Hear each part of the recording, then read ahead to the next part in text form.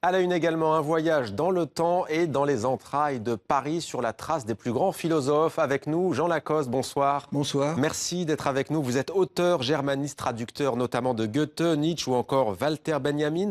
Vous publiez ce livre Paris philosophe, c'est aux éditions Bartilla.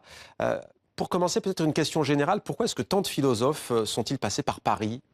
Peut-être parce que la France est un pays très centralisé et que pour faire carrière, pour devenir philosophe, il faut essayer de passer par Paris. C'était même dès le Moyen-Âge, il y avait les Limousins, les Anglo-Saxons qui venaient sur cette colline qui s'appelle le Quartier Latin et qui n'a cessé d'être un lieu de diffusion culturelle et d'effervescence dans tous les sens du terme, d'ailleurs. Alors, on va prendre quelques exemples. Prenons Diderot. Parlez-nous des amours de Diderot au Palais Royal. Eh oui, il avait qu'il fasse beau, qu'il fasse laid. Il allait au Palais Royal pour rencontrer Sophie Voland, avec lequel il a aussi une correspondance magnifique. Et c'est une sorte de relation un peu, je ne sais pas si elle était platonique, mais en tout cas très poétique et littéraire, qui donne beaucoup de charme à ce souvenir de Diderot, qui en même temps, si on prend d'autres endroits, était un homme de combat, d'écriture et de liberté de pensée.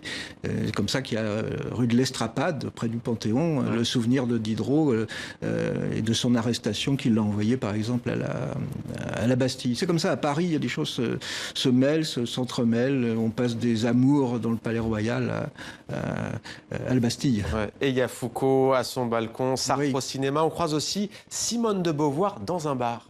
Ben oui, j'ai essayé de rendre compte avec quelque chose de très important avec Simone de Beauvoir et très attachant. C'est une modalité un peu différente de faire la philosophie. Je dirais partout, dans les bars, dans les petits hôtels où elle était, partout il y avait une volonté de réfléchir. C'est pour ça qu'il y a un texte célèbre de Sartre sur le garçon de café, qui joue au garçon de café. Voilà, c'est une autre forme de sociabilité de la philosophie qui est exceptionnelle, qui est presque propre qu'à Paris, en fait. Et d'ailleurs, votre ouvrage est construit comme ça parce que vous partez des lieux où la philosophie se pratique traditionnellement. On peut citer la Sorbonne, l'École normale supérieure avec la rue d'Ulm, Cannes, les grands lycées. Il y a aussi Henri IV dans votre livre.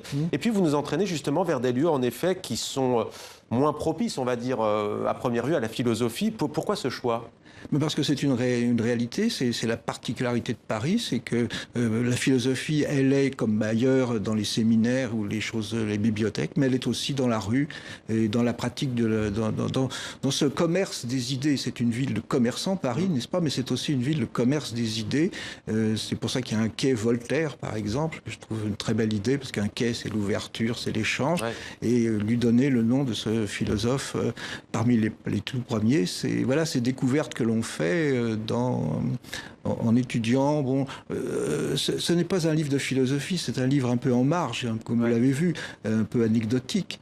Et même si j'ai la conviction que la vie d'un philosophe ou bien une anecdote bien choisie alors justement, prenons aussi des philosophes étrangers, notamment allemands, Heidegger ou Hegel. Hegel arrive à Paris, vous nous le dites, le 2 septembre 1827. Il passe, il me semble, par Pantin, notamment. Oui. Une anecdote, justement, alors sur Hegel ? Ce qui est intéressant, c'est qu'il arrive en plein été et donc Paris est vide. Donc il ne voit personne. Il veut présenter une actrice de la Comédie Française. Impossible. Il est déçu. Et en même temps, ce que j'ai trouvé significatif, c'est qu'il s'intéresse aux abattoirs, à des choses modernes, un peu comme c'est quelqu'un qui viendrait trouver la France intellectuelle et puis qui irait voir une usine d'incinération ou quelque chose comme ça. Et on sent cet profond réalisme de Hegel, finalement, qui repart sans avoir vu les actrices et les hommes célèbres de Chateaubriand, mais qui a vu des monuments du Paris moderne. Merci beaucoup, Jean Lacoste. Paris Philosophe édition Bartilla. Merci pour cette promenade donc avec les plus grands philosophes. Merci.